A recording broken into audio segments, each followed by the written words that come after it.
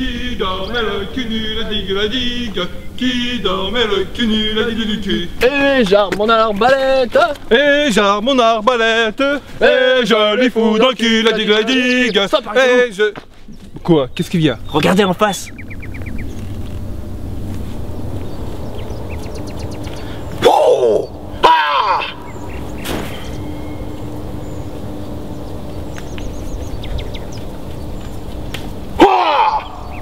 Mais qu'est-ce qu'il fout ce con? Je sais pas, mais il a pas l'air sain d'esprit. Qu'est-ce qu'on fait? On rebrousse chemin? Mon pauvre Wagner, on continue notre chemin. On a pris du retard à cause de la foutue créature que Messire de la Motte nous a déniché la dernière fois. Cette fois, on va pas se laisser impressionner par un pouilleux des bois qui porte du vietoge. On est des chevaliers. Ouais bon, c'est sûr que rester enfermé 2 jours dans une grotte, c'est très chevaleresque. Agna, ferme-la. Ferme-la. Et je pense que le monsieur n'a pas l'air bien méchant, mais regardez-le, il n'est même pas armé. Allez, on y va. Attendez. Et si pratiquer la magie? Non mais regardez-le.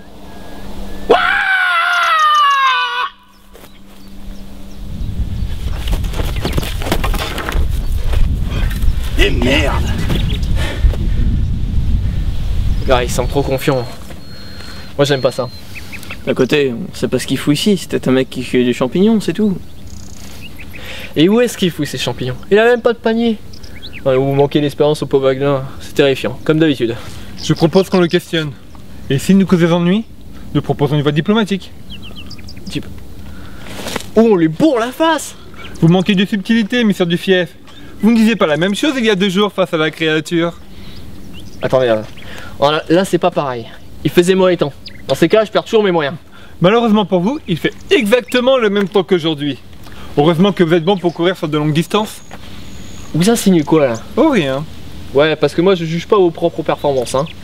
Bon, qu'est-ce qu'on fait? On campe ici, on va le voir. Ouais, bon, on y va. Et s'il fait un pas de travers, vous dégainez. Ouais.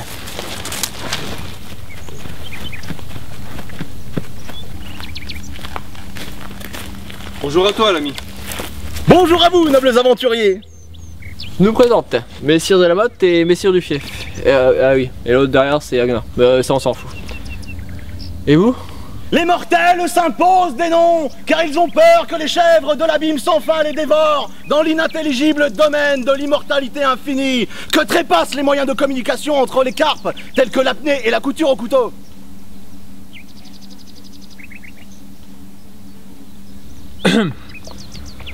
Bon, intéressant. C'était fort instructif. Bah nous on va y aller hein, et puis bah on vous souhaite une agréable journée. Non! Mais comment ça non? Pour continuer sur ce chemin, vous devez d'abord répondre à une énigme. Si vous réussissez, vous pourrez jouir des joies que procure ce chemin. Une énigme. On est déjà passé sur ce chemin, on n'a jamais à répondre à une énigme. Vous nous faites quoi là? Ouais, mais bon, maintenant c'est comme ça. Attendez. Vous savez que vous êtes sur le domaine du Seigneur de la Foudre et que vous ralentissez 2 chevaliers en plein exercice de leur fonction. Ah ouais? Donc, Bah je m'en fous. Attendez là. Pourquoi répondre à une énigme? Puis vous êtes qui là? Je suis celui qui n'a que 2 bras, 2 jambes, une tête, mais qui vous montrera ce que vous êtes vraiment. C'est encore une énigme? l'affaire Magna. C'est quoi cette manie de parler avec des phrases alambiquées là? Ouais, vous avez pas autre chose à foutre là? C'est quoi exactement vos motivations dans la vie? Bah je me balade souvent dans le coin et je me suis dit, tiens, et si j'imposais des énigmes à des gens de passage? Mais pourquoi vous faites ça? Je sais pas. Je trouve ça vachement mystérieux, genre la petite intrigue qui ouvre vers une destination hors du commun et étrange. Ça vous fait pas rêver? Non, nous voulons continuer notre chemin sans être emmerdés. Donc vous êtes gentils, mais barrez-vous. Attendez messire, ce n'est qu'une devinette. On peut bien accorder un peu de notre temps à ce pauvre pèlerin. Ouais, en plus moi j'aime bien la devinette. Mais je m'en fous. Je trouve ça honteux de nous bloquer sur le route dans le domaine. On est des chevaliers. On n'a pas à s'abaisser aux volontés d'un timbré. Wow, je vous ai pas insulté moi. Bah qu'est-ce que vous voulez faire alors? Lui péter sa tronche, je vois pas ce qui nous empêche. Un autre code d'honneur. Frapper un civil désarmé n'est pas très glorieux. C'est même plutôt criminel. On peut très bien passer à côté là. Non, c'est impraticable là-bas. On est entouré de marécages. Bon alors, vous répondez à ma petite énigme? Bon, qu'est-ce qu'on fait maintenant? Moi, je reste sur l'idée de lui poutrer la tronche. Je me rabaisserai pas devant ce pouilleux. Ou on répond à son énigme. Non! Regardez-le! Son air perfide. Je m'en méfie comme de la peste. Bon, une petite énigme alors. Vous allez voir, ça va vous ouvrir sur d'autres chemins, ceux de la sagesse et de la connaissance. Ouais bon bah moi je vais pas glander là. Bon, c'est quoi ton énigme? Alors attention, concentrez-vous. Où se situe votre main gauche? Bah, là? Oui, c'est ça. Vous pouvez continuer, bravo. Bon, c'était pas aussi compliqué que ça finalement. Non, pas vous. Mais il a répondu à votre énigme. Ouais, mais pas vous. Ouais. Bon bah moi je vous attends à la taverne, hein. Je vais boire un coup. Bon ok, c'est quoi ton énigme là? Quelle est notre couleur préférée? Combien fois 1 plus 1? Allez, vas-y, balance qu'on rigole. Alors attention.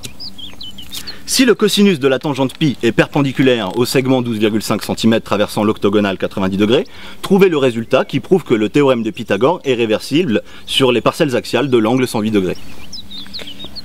Ah ouais. D'accord.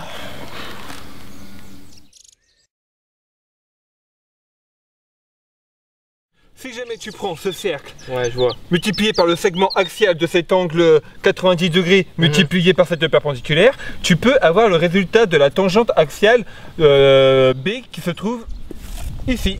Le résultat peut venir que de la tangente 5. Mais non, puisque je vous dis que le résultat ne peut pas être ça. Mais si. Non, si on calcule le segment 12 degrés par le pi de cette tangente, on obtiendrait le résultat de la cosinus de la perpendiculaire. Ok, en sachant qu'on obtient ceci en calculant un tel, on peut prendre cette somme et la rajouter à celle-ci. Et donc, On le multiplierait par 5. et on pourrait alors calculer la puissance 10 de ce nombre et la soustraire à celle de la tangente. Et là, On obtiendrait 42. C'est 42. On est trop fort. Ah ah, Bon, prépare-toi mon gars. on a la réponse. Allez-y. Non, allez-y. Non, non, je vous en prie, allez-y. Ok. Alors attention. C'est 42. Non, c'est pas ça. Bon, il reste plus qu'une chose à faire. Ouais, je confirme. Ya!